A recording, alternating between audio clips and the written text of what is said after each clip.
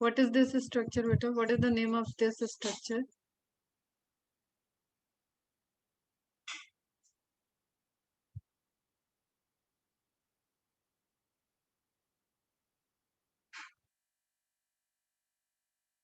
क्या वो मेरी आवाज जा रही है ना?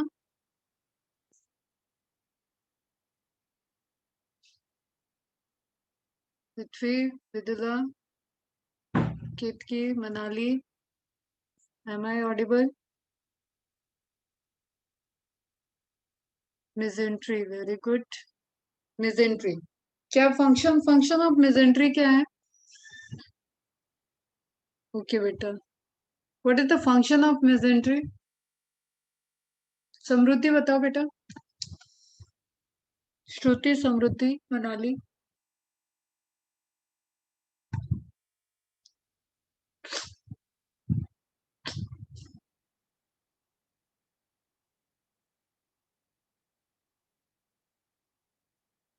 Prevents entanglement and hold it on its place. It क्या?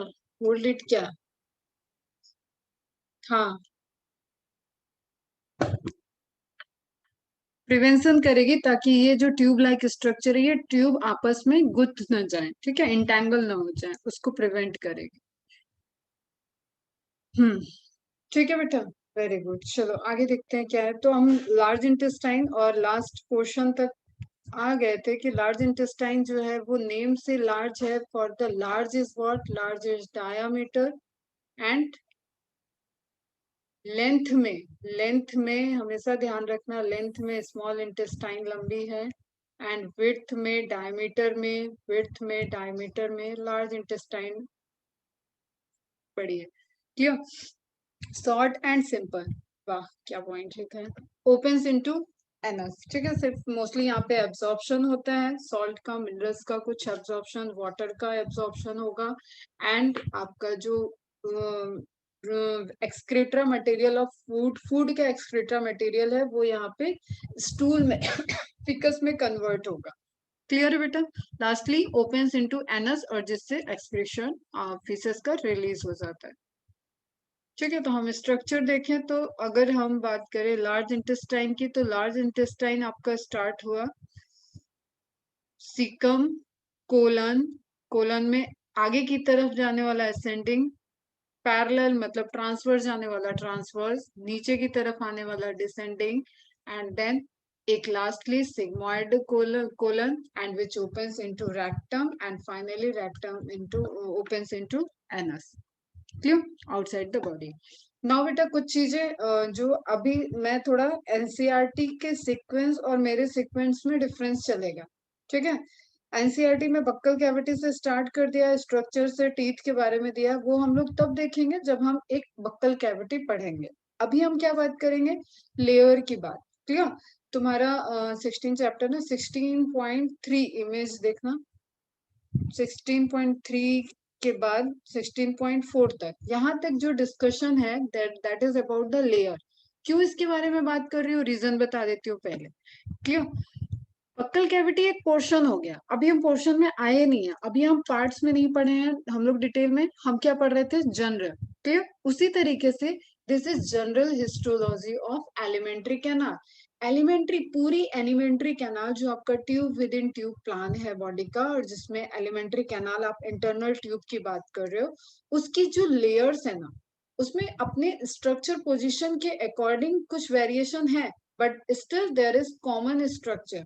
तो हम उनको पहले कवर करेंगे क्योंकि वो जनरल हो गया, कॉमन हो गया. क्लियर? फिर हम आएंगे बक्कल कैविटी में. ठीक है बच्चा? तो general histology of alimentary canal में ध्यान में रखो कि जो भी आप एलिमेंट्री कैनाल की कट देखोगे, जहां से भी आपने कट किया, एक ट्यूब है, लंबी सी ट्यूब है जो माउथ से लेके एनस तक ट्रेवल कर रही है. तो इसमें आप कट करोगे तो यहाँ पे आपको डिफरेंट डिफरेंट लेयर्स दिखेंगे. 4 बेसिक्स लेयर्स. क्लियर? 4 लेयर्स हैं जो बेसिक्स हैं. इनकी लोकेशन बहुत इंपॉर्टेंट है, इनका सीक्वेंस बहुत इंपॉर्टेंट है. अगेन जैसे हम लोगों ने एपिडर्मिस लेयर वगैरह के लिए याद किया था कि सीक्वेंस होगा, उसी तरीके से यहाँ पे आप क्योंकि हिस्टोलॉजी पॉइंट ऑफ व्यू पे हो तो आपको लेयर की सीक्वेंस पता होनी चाहिए. ठीक है? आप ऑपरेट करने जाओगे कल को तो लेयर तो बहुत छोटी चीज रहेगी. आप क्या क्या सीखोगे वहां? वहां तो नर्वस सप्लाई को आपको मेंटेन रखना है, वहां सर्कुलेटरी सप्लाई चल रही है। आप ऐसा तो कट नहीं लगाओगे कि उस बंदे को मर जाना है, ऐसा कट लगाओगे ना कि उसका वर्किंग ऑर्गन भी वर्किंग रहे और उसकी सारी सप्लाई भी मेंटेन रहे। तो यू नो कि यहाँ पे नर्वस सप्लाई है, यहाँ पे मस्कुलर स्ट्रक्चर्स हैं, यहाँ सर्कुलेटरी सप्लाई जा रही है, यहाँ फाइन कैपिलरीज हैं। तो हम उस तरीके से जब हम उसको कोई आगे जाके बहुत इन फ्यूचर बड़ा डॉक्टर बन रहा है और वो सर्जन बन रहा है और वो सर्जरी कर रहा है, तो ये चीजें तो बहुत पीछे छूट जाएंगी। क्लियर कि कौन सी लेयर कहाँ। तो अभी एकदम छोटा से ये मैं क्यों बोलती हूँ आपको, ताकि ये चीज छोटी लगने लगे। इसी को बड़ा करके पढ़ोगे तो तुम्हें बड़ी चीज, बड़ी दुनिया ही नहीं दिखेगी। तो बड़ी दुनिया अभी बहुत आगे है, ये तो छोटा पार्ट हो गया। ठीक है बेटा, तो एकदम आराम से उस लेयर के 4 बेसिक्स लेयर्स वहां पे प्रेजेंट है जो आपकी एलिमेंट्री कैनाल की लाइनिंग बना रही है। क्लियर? एलिमेंट्री कैनाल का ट्यूब बना रहा है। अब ये ट्यूब एसोफेगस भी हो सकता है, ये ट्यूब स्टमक भी हो सकता है, ये ट्यूब स्मॉल इंटेस्टाइन भी हो सकता है, ये लार्ज इंटेस्टाइन भी हो सकता है, ये रेक्टम। Is it clear? समझ में आ रहा है ना? ठीक।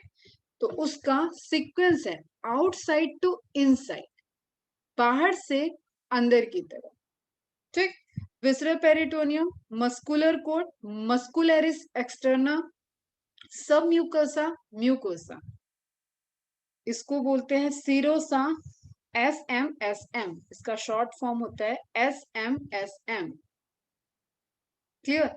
अंदर से बाहर MSMS, बाहर से अंदर SMSM। अब हम पहले तुम्हें, अब जब लेयर ही आ गई तो पहले लेयर की बात कर लेते हैं। और यहाँ पे मैं तुम्हें दिखा दूं एनसीईआरटी का इमेज, और this is one of the very very important image. आप इसको 3 स्टार के ऊपर स्टार देके रख सकते हो। ये इमेज में पूछे जाने वाला बहुत इंपॉर्टेंट इमेज है। और इसकी लेयर आप ध्यान दो, सीरोसा, क्लियर, मस्कुलरिस, देन सब म्यूकोसा, एंड लास्ट में म्यूकोसा। मैंने तुम्हें एकदम एनाटॉमी में बताया बेटा, lining, lining is very important. Clear? Lining अभी कुछ नहीं, बस ध्यान में रखो, कहीं लाइनिंग है मतलब वो एपिथेलियम है, लेयर है। क्लियर? तो लाइनिंग कहाँ होगी? यहाँ होगी और यहाँ भी होगी। जो किसी को फेस कर रहा है वो कैसा टिश्यू हो गया? Epithelial tissue. टाइप्स में हम चलेंगे। अभी एक चीज समझ में आए, ये भी एपिथेलियल टिश्यू है, ये भी एपिथेलियल टिश्यू है, क्योंकि इसका एक सरफेस फ्री है। सिंपल जनरल बात, इसलिए एवरीथिंग, हर लेयर को आप एपिथेलियल टिश्यू बोलते हो। तो एपिथेलियल टिश्यू की एनाटॉमी में एकदम कंफ्यूजन नहीं होना चाहिए। ठीक। आउटर टू इनर, अब ये जो सीक्वेंस है इसमें बहुत अच्छे से यहाँ पे पेंसिल चलनी चाहिए आप सबकी। Outer to inner, serosa 1, muscularis 2, sub mucosa 3 and mucosa 4। Clear? अब आपको पता है कोई भी कैविटी है जो सराउंडेड है, उस कैविटी को अपन एक कॉमन नाम दे देते हैं। ये गट भी है, क्लियर, ये ल्यूमेन भी है, कैविटी भी है। क्लियर? तो उसको हमने ल्यूमेन टर्म यहाँ पे आपको दे दिया। अब एक चीज जो ध्यान में रखना है, इनर सर्कुलर। अब देखो जब ये बाहर से अंदर दिया था तो इसको यहाँ पे ये लेवल ऊपर कर देना चाहिए था, ये लेवल नीचे।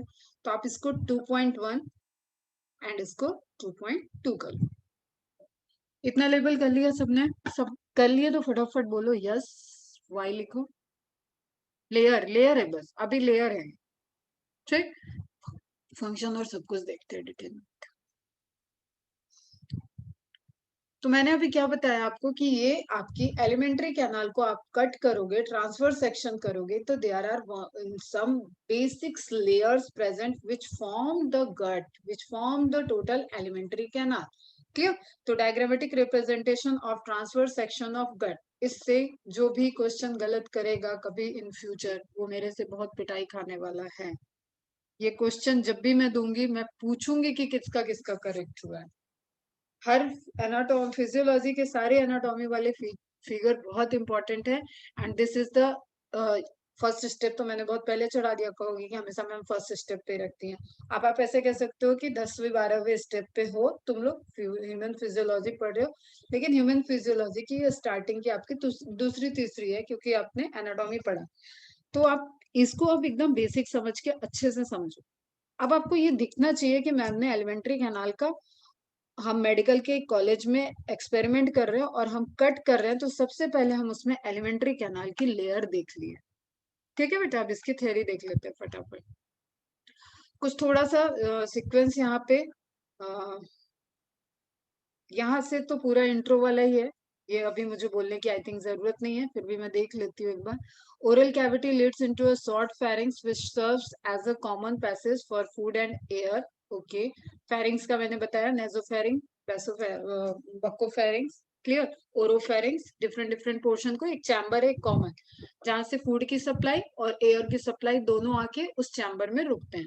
तो यहाँ पे प्रॉपर कोऑर्डिनेशन में आपके बक्कल कैविटी के पैलेट, अल्वा, ये सब कोऑर्डिनेटेड वे में, और नीचे की तरफ एपिग्लॉटिस, ये सब पूरा कोऑर्डिनेटेड वे में वर्क करते हैं कि एयर को पास करना है या फूड को पास करना है। इसलिए खाना खाते वक्त कहते हैं बोलना नहीं चाहिए। बोलने के लिए आप बिना सांस लिए बोलने की प्रैक्टिस करो। बिना सांस लिए बोल सकते हो क्या? सांस बोल रहे हो, आवाज निकल रही है, मतलब एक्सचेंज ऑफ एयर हो रहा है, क्लियर। फूड ले रहे हो, अगर उस टाइम तुमने बोला तो तुमने एक्सचेंज ऑफ एयर किया। एक्सचेंज ऑफ एयर किया तो एपिग्लॉटिस कैसे कवर करके रखेगा? सिंपल सी लॉजिक है इसके पीछे, ठीक है। तो वो खाना फिर विंड पाइप में जाता है और उसी से हमें हल्का सा धसका जैसा, खांसी जैसा आता है। The oesophagus and the trachea, this is food pipe, this is windpipe, open into the pharynx. हैं? Esophagus and the trachea open into the pharynx.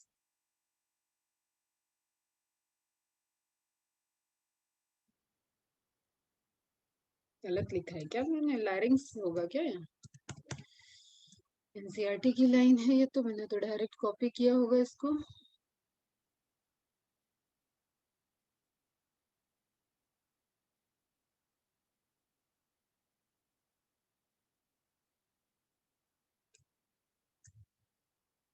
Pharynx ही लिखा हुआ है ये, नीचे से ऊपर की ओपनिंग बता रहा है कि अगर आप ट्रैकिया साइड से देखोगे तो आप एसोफेगस और ट्रैकिया को कहाँ ओपन कराओगे भाई? फेरिंग्स से। वैसा कुछ नहीं है ना, डायरेक्शन समझना है। यहाँ पे क्या दे दिया है? Oesophagus and trachea wind pipe open into the pharynx, मतलब फेरिंग्स ओपन्स इनटू, ये होना चाहिए। अगर आप सीक्वेंस में चल रहे थे तो ये सीक्वेंस आना चाहिए था, बट यहाँ पे क्या लिखा है? ये ओपनिंग आपकी कहाँ पे है? फेरिंग्स में। तो डायरेक्शन, बस छोटा सा इमेज बनाओ और डायरेक्शन ध्यान में रखो। अ cartilaginous flap, this is question. Epiglottis cartilage का बना होता है। प्रिवेंट्स द, इसको मार्क कर लेना, prevents the entry of food into the glottis, means opening of the windpipe during, जहां पे just epiglottis cover करके रखेगा उस पोर्शन को। ग्लैट, एपी मीन्स ऊपर, above, क्लियर। ग्लॉटिस के ऊपर, ग्लॉटिस, ग्लॉटिस की ग्लॉटिस इज ओपनिंग एंड उसका फ्लैप हो गया आपका एपिग्लॉटिस। तो इस तरीके से आप इसको ग्लॉटिस समझ लो, इसको फ्लैप को एपिग्लॉटिस समझ लो, ठीक। तो छोटा सा एक इमेज बना लोगे तो क्लियर रहेगा ये सब चीजें। एनाटॉमी में बहुत छोटे छोटे अपनी समझ के लिए फिगर बनाते चलना। एंड दिस इज, ये ट्रैकिया हो गया, एंड ये बच्चा क्या हो गया फिर? Glottis. Is it clear? Opening of the wind pipe during swallowing. तो एपिग्लॉटिस ने उसको कवर कर लिया, बेसिक से बता चुके। The oesophagus is a thin long tube which extend posteriorly, पीछे की तरफ, passing through the neck, thorax and diaphragm and leads to, आपका पूरा वो आगे जो जा रहा है जे shape bag like structure called stomach. Oesophagus open कहाँ होगा? स्टमक में। ये सारे सीक्वेंस अपन ने फिगर 16.1 में देखा था, वही चीज यहाँ पे लिखा है। आई होप कि सबने ये चीज पढ़ भी ली होगी और मार्क करके रखी होगी। अब मस्कुलर स्फिंक्टर, अब मैं ये इसलिए ले रही हूँ क्योंकि ये एमसीक्यू मार्क करा दू बस, और कुछ इस पे टाइम नहीं देना है अभी। गैस्ट्रो एसोफेजियल, अब समझो गैस्ट्रोलॉजिस्ट क्या होते हैं? जो आपकी एलिमेंट्री कैनाल से रिलेटेड डिजीज को, डिसऑर्डर्स को देखते हैं, उनको क्या बोलते हैं? Gastrologist, clear. तो gastro word is always related to stomach portion, stomach, clear. Stomach को गैस्ट्रो से रिप्लेस कर दो, एसोफेगस, गैस्ट्रो, स्टमक और एसोफेगस के बीच में जो स्फिंक्टर है उसको आप गैस्ट्रो एसोफेजियल स्फिंक्टर भी कह सकते हो, एंड उसको आप कार्डियक स्फिंक्टर भी कहते हो, क्लियर। कार्डियक पोजीशन पे, यहाँ पे ओपनिंग है, यहाँ पे रहेगा तो इसको कार्डियक स्फिंक्टर भी कहते हैं, एंड इसको गैस्ट्रोएसोफेजियल स्फिंक्टर भी कहते हैं। एंड जहां जहां स्फिंक्टर होगा, एक यहीं पे लिख लेना, शायद बता भी चुके हैं, टू वे डायरेक्शन में मूवमेंट हो सकता है। चल रहा है वन वे सब, लेकिन जब आप वॉमिट करते हो तो आपको पता है इसी स्टमक से आपका फूड रिवर्स आएगा, ठीक है। तो एसोफेजियल और उसके थ्रू बक्कल कैविटी के थ्रू आप वॉमिट करते हो। तो रिलेट करो, रिलेट करते हुए पढ़ो। Regulates the opening of oesophagus into the stomach. Okay, the stomach located in the upper left portion. This is MCQ बेटा, ध्यान रखना। एक दिन में तुम्हें पूरा, अभी थोड़ा तुम लोग ट्रेंड हो जाओ तो एब्डोमिनल पोर्शन कैविटी के सारे लोकेशन दूंगी एक दिन, उसी पे सिर्फ लेक्चर चलेगा। क्या लेफ्ट है, क्या राइट है, लिवर का पोजीशन क्या है, स्प्लीन का पोजीशन क्या है, लार्ज इंटेस्टाइन के किस साइड क्या है, ये सारे क्वेश्चंस हैं, ठीक है। अभी तो मान लेते हैं तुम्हारे साइड, तुम्हारे तक भी शायद एनसीईआरटी ही लेवल रहे, तो फोकस अपन को एनसीईआरटी करना है, लेकिन एमबीबीएस में तो सब पढ़ लिख के जाना है, इसलिए पढ़ते चलना है। Abdominal cavity has 4 major part. कौन? स्टमक में। A cardiac portion, clear. Cardiac portion name indicate कर रहा है कि हार्ट के पास होगा, ये तरफ होगा, पास का मतलब एकदम छुआ नहीं होगा, तरफ होगा। फेस, इसका फेसिंग साइड क्या होगा? हार्ट। इज इट क्लियर बेटा? इसलिए इसको टर्म दे दिया गया है cardiac portion, into which the esophagus opens, a fundic region, a body and a pyloric portion। अब इसको तो इमेज से ही देखते हैं पहले, उसके बाद थ्योरी पे आते हैं। अब देखो बेटा, यहाँ तक कहानी चली, एसोफेगस की ट्यूब हुई, ट्यूब की ओपनिंग की बात आई, तो सबसे पहले अब इस लोकेशन को कार्डिया बोलते हैं, क्लियर। यहाँ स्फिंक्टर, उसको कार्डियक नॉच या कार्डियक स्फिंक्टर बोलते हैं, ठीक। नॉच मीन्स ग्रूव हो गया, एंड जो मस्कुलर उसको कंट्रोल कर रहा है, दैट इज स्फिंक्टर एक्चुअली। रुको कलर चेंज करना, ठीक है। ये हो गया आपका, ये स्टमक का ग्रूव हो गया, कार्डियल नॉच। अब बेटा ये ध्यान नहीं दोगे ना तो हार्ट को करके आ जाओगे, इसका कोई ऑप्शन आएगा तो, ठीक। This is related to stomach groove where oesophagus joint, oesophagus open, clear. तो ये जो है, ये कार्डिया वाला रीजन पूछा गया है पहले। अब भले ही ना आए, लेकिन आपको इतना पता होना चाहिए, है इतना मेंशन भी है कार्डियक वगैरह का नेम, और इमेज भी दिया है, तो आप ये चीज एकदम अच्छे से सुनो। कार्डिया स्फिंक्टर को इसलिए कार्डियल स्फिंक्टर भी कहते हैं, स्टमक को गैस्ट्रो बोलते हैं, इसलिए गैस्ट्रो एसोफेजियल स्फिंक्टर भी कहते हैं। अब देखो, ये ओपन होते ही ऐसा नहीं है कि इस तरीके से है, ये थोड़ा सा उभरा हुआ है, इसकी भी मैकेनिज्म है, क्लियर। ये एसिड, एसिड होता है यहाँ पे 1.8, जो भी रिएक्शन चल रहा है उससे जो भी रिलीज हो रहा है उसको स्पेस मिलता है कि यहाँ पे वो गैस जो है वो यहाँ पे स्टोर हो जाए, फ्लोट करे, और ये हो जाता है आपका लिक्विड वाला पोर्शन जहाँ पे डाइजेशन चलता रहता है, ठीक है बेटा। और इस डाइजेशन, एसिडिक रिएक्शन आपने ऑब्जर्व किया हो कभी, हार्पिक का रिएक्शन अगर देखा है, कभी एसिड का रिएक्शन कहीं देखा है, तो आप देखते हो जब आप ज्यादा क्वांटिटी डालते हो तो उससे धुआं जैसा निकलता है, ठीक है बच्चा, जला जला सा, तो उसी तरीके से चीजें निकलती है, उसको फंडस रीजन में स्टोर करते हैं, ठीक। वो स्टोर रहता है, और जब ये स्फिंक्टर आपका वीक होता है तो यही फंडस रीजन से वो ट्रेवल करके गैस ऊपर के साइड में आती है। फिर फंडस हो गया एंट्री वाला कार्डियक, इसलिए फंडस कभी पहला मत लिखना, पहली गलती। जो आपका सीक्वेंस आता है उसमें फंडस ऊपर है, तो अगर अबव से क्वेश्चन आता है, स्टमक देखेंगे तब ज्यादा डिटेल में बात करेंगे, अभी फटाफट इतना बताएं। अगर अबव से पोर्शन से क्वेश्चन आता है तो फंडस इज ओके। सबसे टिप पे कौन सा है? Fundus is okay. पहला क्या है? तो cardiac, clear.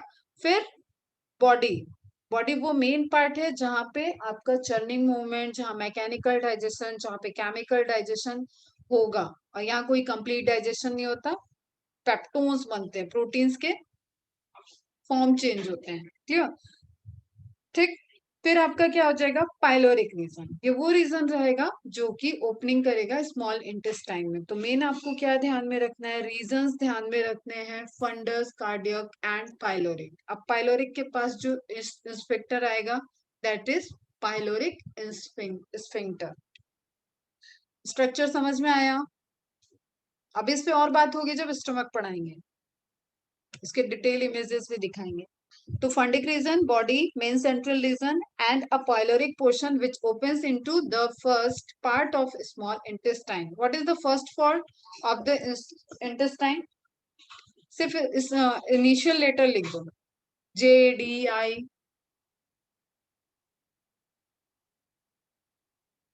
Write down first portion, यहाँ पे आप लिख लो पेंसिल से कि फर्स्ट पोर्शन, एकदम बच्चा बन के पढ़ो।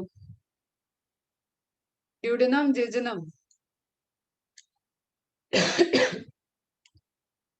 जो भी जे लिख रहे हैं रिवाइज करो बेटा, ड्यूडेनम होगा, ड्यूडेनम है पहला पार्ट, सी शेप स्ट्रक्चर होता है। तो ये जो आपका यहाँ पे हिडन है इनटू द फर्स्ट पार्ट।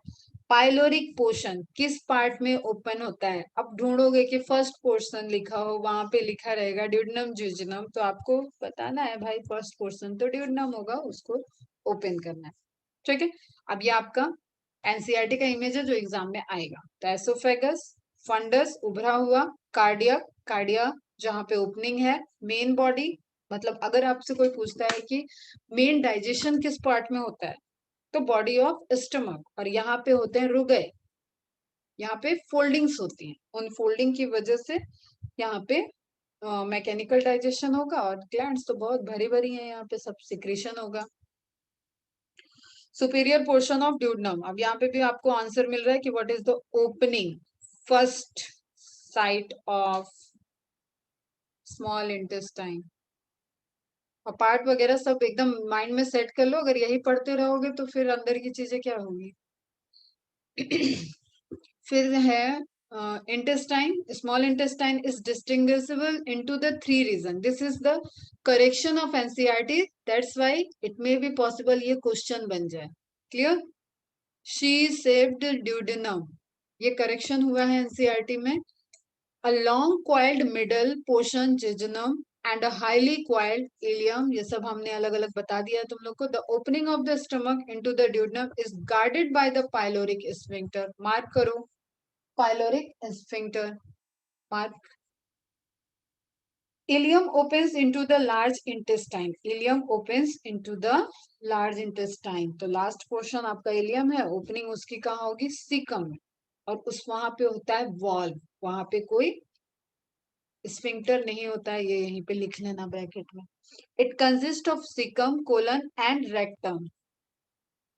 ठीक है, तो मतलब इलियम से सीकम में ओपनिंग के लिए जो है that is the ileocaecal valve, valve होगा।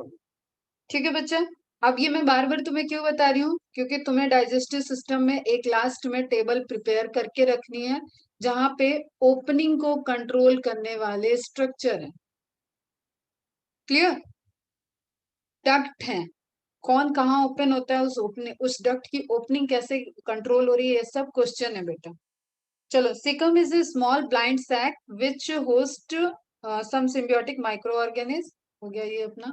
अ narrow finger like tubular projections, the vermiform appendix which is a vestigial organ, बता ही चुके हैं, मार्क कर लो बस।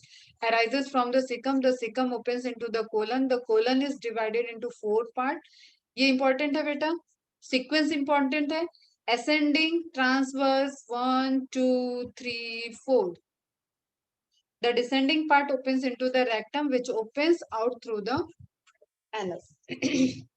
नाउ ये देख रहे थे हम लोग, वहां पे बैक आ जाते हैं। The wall of alimentary canal form from oesophagus, अब देखो बक्कल कैविटी में मत चले जाना, जो लिखा है ना वो चीज मार्क कर लेना, ठीक है बच्चा, बक्कल कैविटी में नहीं जाना आपको, वहां की एनाटॉमी ही अलग है, इसलिए अभी उसको छोड़ दिया मैंने। यहाँ पे आपको कहाँ से स्टार्ट करना है, फ्रॉम एसोफेगस टू रेक्टम, पहली चीज यही मार्क कर लो। ये कहाँ तक की गट वॉल की बात हो रही है, from oesophagus to rectum, possess 4 layers, basic layers, namely serosa, muscularis, submucosa and mucosa. Serosa, muscularis, submucosa and mucosa from outer to inner.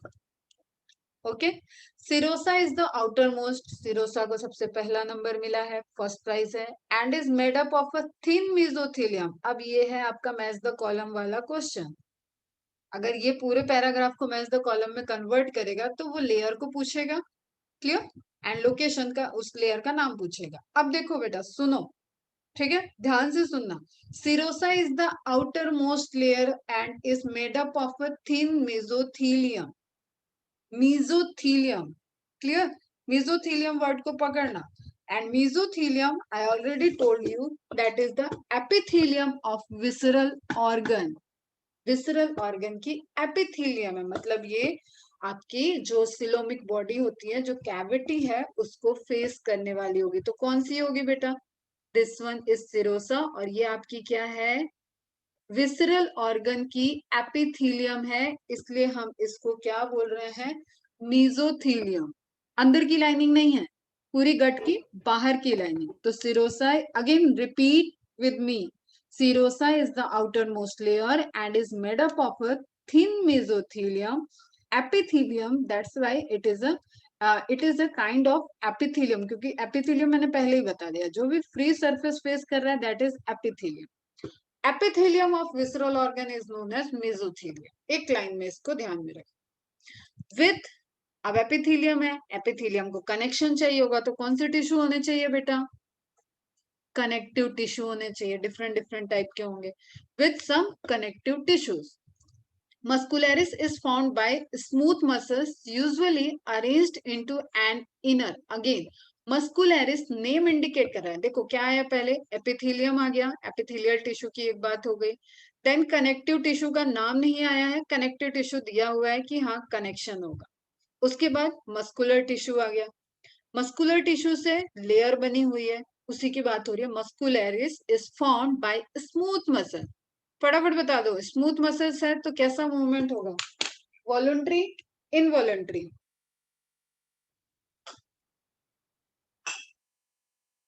ऐच्छिक, अनैच्छिक? हिंदी में कुछ कुछ चीजों की हिंदी बड़ी प्यारी होती है। इनवॉलंटरी, वेरी गुड बेटा। इनवॉलंटरी मूवमेंट करेगा, इट मीन्स कि हम इसे मूव नहीं करा रहे हैं। अब एसोफेगस से खाना आगे अपने अपने सिग्नल के अकॉर्डिंग वो पेरिस्टालसिस मूवमेंट से आगे जा रहा है। तो muscularis is found by the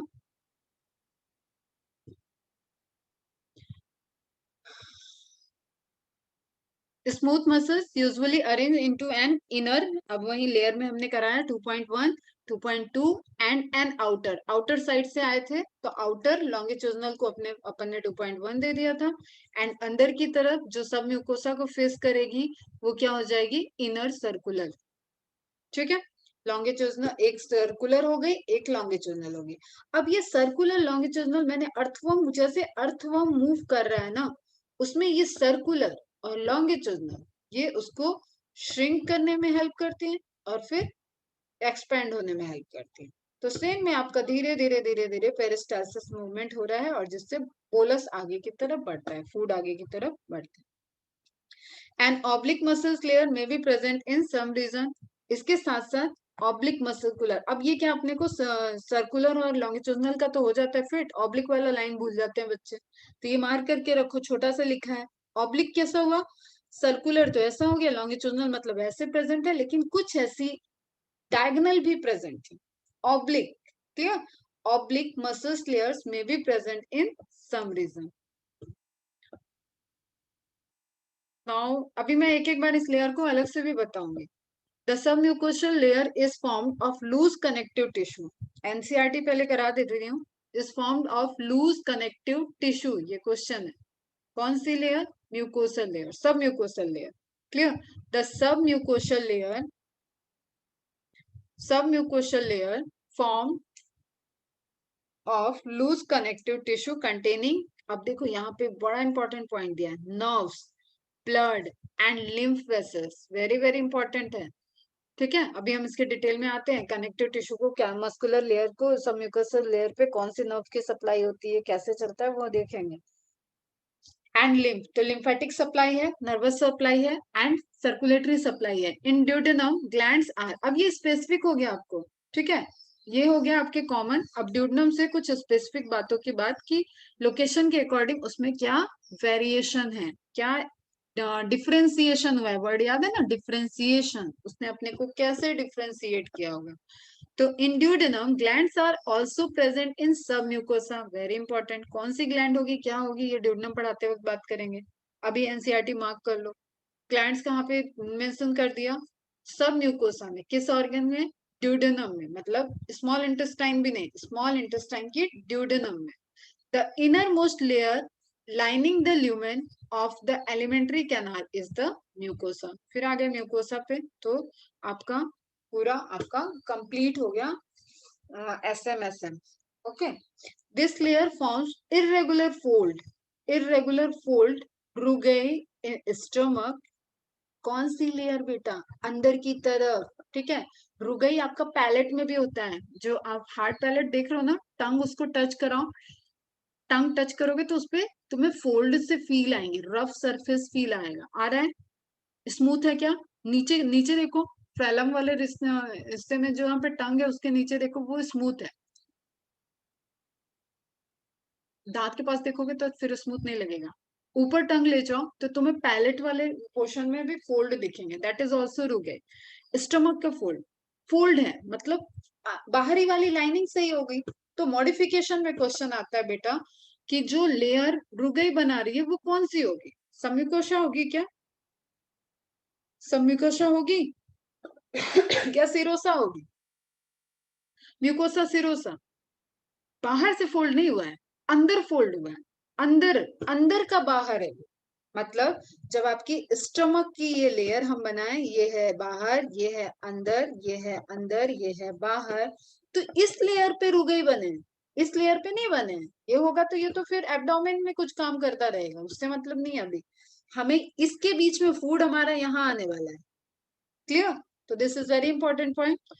irregular folds called rugae in the stomach and, stomach में रुगई बन गया।